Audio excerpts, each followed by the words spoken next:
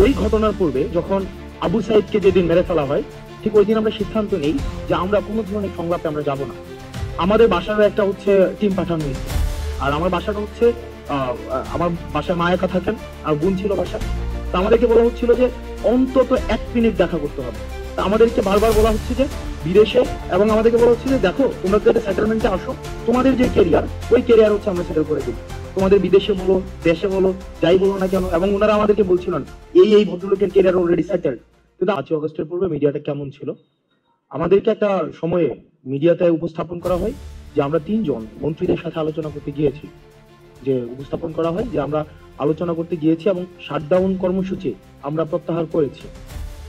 তো 18ই জুলাই এই ঘটনাটা আসলে মানুষের পারসেপশনে এটাই ছিল, বিভিন্ন টিভি হাউসে এটাই প্রচার হয়েছিল যে 3 সমন্বয়ক গিয়ে হচ্ছে 3 মন্ত্রীর সাথে দেখা করে সব দাবি যেহেতু মেনে নেওয়া হয়েছে, আন্দোলন প্রত্যাহার করা হয়েছে এবং শাটডাউন কর্মসূচি প্রত্যাহার করা হয়েছে, এটা ছিল নিউজ। এবার চলেন পিছনের ঘটনা দেখি, যেটা আপনাদেরকে জানানো হয় নাই। ওই ঘটনার পূর্বে যখন আবু সাইদকে যেদিন মেরে ফেলা হয়, ঠিক ওই দিন আমরা সিদ্ধান্ত নেই যে আমরা কোনো ধরনের সংলাপে আমরা যাব না। আমরা সেদিনই বলেছি যে রক্ত মারিয়ে কোনো সংলাপ নয়। সেদিন রাতের বেলা ডিজিএফআই এর একটা টিম আমার বাসায় আসে, সায়েন্স ল্যাবে আসে। সায়েন্স ল্যাবে একদম মোড়ে হচ্ছে আমার বাসা, আর সেখান থেকে আমাদের 2 জনকে উঠিয়ে নিয়ে যায়। অর্থাৎ আমাদেরকে আলাপ আলোচনাটা ছিল এমন যে আমরা যদি তাদেরকে কোঅপারেট না করি তাহলে আমার তখন আমার আপা মানে শি ওয়াজ এক্সপেক্টিং বেবি। তো তখন দেখা যাচ্ছিল কি আমাদের বাসার একটা হচ্ছে টিম পাঠানো হয়েছে, আর আমার বাসাটা হচ্ছে আমার বাসায় মা একা থাকেন আর বোন ছিল বাসায়। তো আমাদেরকে বলা হচ্ছিল যে অন্তত 1 মিনিট দেখা করতে হবে, অন্তত 1 মিনিট, সেটা হচ্ছে ইন্টারকন্টিনেন্টাল হোটেলে দেখা করতে হবে। কারণ এর আগের দিন আমরা জানি যে আমাদের ক্যাম্পাসে আমাদের যারা শিক্ষার্থী ছিল তাদেরকে নগ্নভাবে পিটিয়েছে ছাত্রলীগ যুবলীগ। তো আমরা বলেছিলাম যে অসম্ভব, আমরা কোনোভাবেই আপনাদের সাথে কোনো আলোচনায় বসতে পারি না। পরে আমাদের বাসায় এসে হচ্ছে আমি সার্জিস একসাথে ছিলাম, আমাদেরকে উঠিয়ে নিয়ে যাওয়া হয়।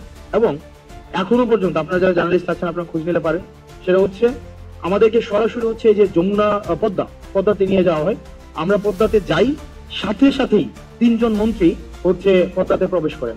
তৎকালীন সভামন্ত্রী নওফেল, ওই যে আইনমন্ত্রী ছিলেন আনিসুল হক, তারপরে হচ্ছে এই যে আরাফাত, এই 3 জন সাথে সাথে প্রবেশ করেন। তা আমরা ডিজিএফ এর যে প্রতিনিধি দলটা ছিল আমরা বলি যে আপনারা এই 3 জনের সাথে আমরা কোনোভাবেই বসতে পারি না, আপনারা আমাদেরকে ভয়ভীতি দেখে এখানে নিয়ে আসছেন, অসম্ভব, কোনোভাবে আমরা এখানে বসবো না। পরে ডিজিএফ এর তৎকালীন যিনি চিফ ছিলেন মেজর জেনারেল হামিদ, ওনাকে পরে সরিয়ে দেওয়া হয়েছে, উনিও আসেন। এবং ওনার যেই পরবর্তী জিএস1 বা ওনাদের যেই হায়ারার্কি থাকে সবাই ওখানে আসেন ওই পদ্মার মধ্যে। দেন আমাদেরকে এক রকমের ভার্বালি ফোর্স করতে থাকেন যে আমাদের ওনাদের সাথে কথা বলতেই হবে। আমরা বলিনি।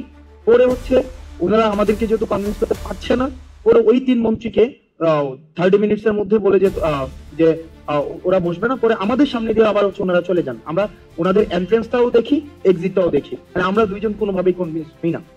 তো যেহেতু আমাদেরকে কথা ছিল আমাদের বাসায় ফেরত দিয়ে যাবে, ওই দিন আমাদেরকে বাসায় ফেরত দেয়নি। তখন আমাদেরকে একটা সেফ রুমে নিয়ে যাওয়া হয়। সেফ রুমটা এখনো আছে কিনা আমি লোকেশন দিচ্ছি, সেটা হচ্ছে যে আমাদের মৎস্য ভবনের অপোজিট সাইডে আন্তর্জাতিক মাতৃভাষা ইনস্টিটিউট। বাইরে থেকে কোনোভাবে বোঝা যাবে না যে এটা একটা ডিজিএফআই এর সেফ রুম। বাইরে থেকে মনে হবে এটা পরিত্যক্ত বাড়ি, কিন্তু আপনি যখন ভিতরে প্রবেশ করবেন দেখবেন সেখানে মডার্ন এমিনিটিস সবকিছু সেখানে অ্যাভেলেবেল, কনফারেন্স রুম রয়েছে, সবকিছু রয়েছে। সেখানে আমাদেরকে সন্ধ্যাবেলায় নিয়ে যাওয়া হয়। দেন পরবর্তী 2 দিন আমাদেরকে সেখানে মানে আটকে রেখে যত ধরনের ফোর্স করা যায়, ভার্বালি, ফিজিক্যালি, যত ধরনের। এবং রাষ্ট্রে এমন কোন আইন প্রয়োগকারী সংস্থা নেই যারা আমাদের সাথে ওই সেফ রুমে বসে নাই। এবং মেন্টালি যত ধরনের টর্চার করা যায়। একবার আমাকে বলে যে সার্জিস রাজি হয়ে গিয়েছে, সুতরাং তুমি যদি রাজি না হও তাহলে তোমার ভবিষ্যৎ তুমি দেখবা।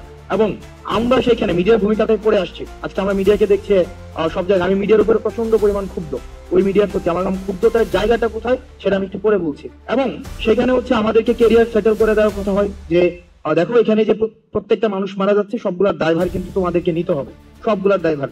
কিন্তু আমি আসিফ নাইদের সাথে আমাদের যোগাযোগ হয় না, কারণ আমাদের ফোন ছিল না। আমরা বারবার চেষ্টা করছিলাম আমরা যোগাযোগ করব, আমরা কোনোভাবেই তাদেরকে আমরা সংযোগ করতে পারছিলাম না। তা আমাদেরকে বারবার বলা হচ্ছে যে বিদেশে, এবং আমাদেরকে বলা হচ্ছে যে দেখো তোমরা তো একটা সেটেলমেন্টে আসো, তোমাদের যে কেরিয়ার ওই কেরিয়ার হচ্ছে আমরা সেটেল করে দিব, তোমাদের বিদেশে বলো দেশে বলো যাই বলো না কেন। এবং ওনারা আমাদেরকে বলছিলেন এই ভদ্রলোকের কেরিয়ার অলরেডি সেটেল, কিন্তু আমরা কোনোভাবেই নেগোসিয়েশনে যেতে যাচ্ছিলাম না এবং আমরা কোনোভাবেই বসতে যাচ্ছিলাম না। তো সর্বশেষ আমাদেরকে ওই দিন আমি হাসিবকে নিয়ে আসি, কারণ আমি কোনোভাবেই আমি বিষয়টাকে যে কিভাবে অ্যাড্রেস করবো, তা হাসিব আমার সাথে ফোনে যোগাযোগ করে হাসিব নিয়ে আসে। হাসিব যেহেতু মাদ্রাসা স্টুডেন্ট ছিল, হাসিবের প্রতি আরো বেশি তাদের ক্ষোভটা বেশি ছিল। দেন সর্বশেষ স্টোরি শর্ট করি, সেটা হচ্ছে যে সর্বশেষ আবার ডিজিএফ এর একদম পুরা যে টিমটা, ওই টিমটা ওখানে আসেন। ওই দিন হচ্ছে যেদিন আমরা পদ্মাতে যাই। তারপরে আমাদের কথা হচ্ছে আমরা সেখানে যাব, কিন্তু মিটিং করবো না, আমাদের যে দাবিগুলো আমরা সেই দাবিগুলো দিয়ে আসবো। সেখানে সার্জিস আমাকে বলে যে দেখো, ওনারা যেহেতু বলছেন মিডিয়া সেখানে আসবে, সুতরাং আমরা অন্তত মিডিয়ার সামনে আমাদের যেই বর্তমান পরিস্থিতি সেটা আমরা উপস্থাপন করতে পারবো। ওনারা যদি মেরে ফেলবে, কিন্তু আমরা ওখানে উল্টা স্ট্যান্ড নিব। তখন আমরা ওই সিদ্ধান্ত নিয়ে আমরা পদ্মাতে যাই, কিন্তু আমরা একটা মিনিটের জন্য ওনাদের সাথে আমরা কোনো বসি নাই। আমরা 8 দফা দাবি, 9 দফা থেকে 8 দফা আসছে, সেটাকেও ওনারা কেটে দিয়েছে, সেটাকেও ডিজিএফআই নিচে কেটে দিয়েছে। এবং আমাদেরকে যখন আমরা আসছি নিচে আসার পর আমরা দেখলাম মিডিয়ার এখানে যারা যারা আছেন, এই ক্যামেরাগুলো লোগো সহ মিডিয়া, তাদেরকে আমরা সেদিন সেখানে দেখেছিলাম। এবং আমরা সেখানে আমাদের সাথে যা হয়েছিল আমরা স্পষ্টভাবে সেই ঘটনাগুলাই বলেছিলাম। দুঃখজনক হলেও সত্য, আবার যখন আমাদের সেই ফোনে নিয়ে আসা হয়, আমরা দেখেছি ডিজিএফআই ফোন দিয়ে সেটাকে ইন্টেনশনালি এই প্রত্যেকটা ভিডিওকে কাট করেছে। এবং আমরা দেখেছি যে না, এই হেডলাইন যাবে না, আপনারা এই হেডলাইন দেন, ভিডিওর এই অংশ যাবে না, আপনারা ওই অংশ দেন। এবং নগ্নভাবে দেখেছি তৎকালীন মিডিয়ারা তারা যে প্রেসক্রিপশন দিয়েছে ওই প্রেসক্রিপশন অনুযায়ী হচ্ছে ভিডিও প্রচার করেছে, ওই প্রেসক্রিপশন অনুযায়ী হচ্ছে বক্তব্য প্রচার করেছে। আমরা স্পষ্টভাবে বলেছিলাম র ভিডিও এখন আমার কাছে আছে, যেটা কোনো সংলাপ নয়, এবং আমরা কোনো শাটডাউন কর্মসূচি প্রত্যাহার করবো না। কোনো শহীদের রক্তের সাথে মারিয়ে এসে আমরা কোনো সংলাপ করতে পারি না। কোনো বক্তব্য সেদিন আমাদের প্রচার করা হয় নাই। এখানে সবগুলা মিডিয়া যারা যারা আছেন, সবগুলা মিডিয়া সেদিন পর্দার সামনে ছিলেন। এখানে সবগুলা মিডিয়া সেদিন পর্দার সামনে ছিলেন, সবগুলা মিডিয়া। হয়তো আপনারা ছিলেন না, কিন্তু আপনাদের হাউজের অন্যরা হয়তো বিট করতে এসেছিলেন, সবাই ছিলেন। কিন্তু সেদিন কিন্তু আমাদের বক্তব্য প্রচার করা হয় নাই, আমাদেরকে ন্যাশনালি ভিলেন বানানোর এখানে অপচেষ্টা করা হয়েছে। এবং ওই 2 দিন আমরা ওই সেফ রুমে বসে দেখেছি যে মিডিয়া আসলে মিডিয়া হাউস থেকে নিয়ন্ত্রণ করা হয় না, এটা গণভবন থেকে প্রেসক্রিপশন দেওয়া হয় এবং প্রত্যেকটা জিনিস ডিজিএফআই নিয়ন্ত্রণ করে।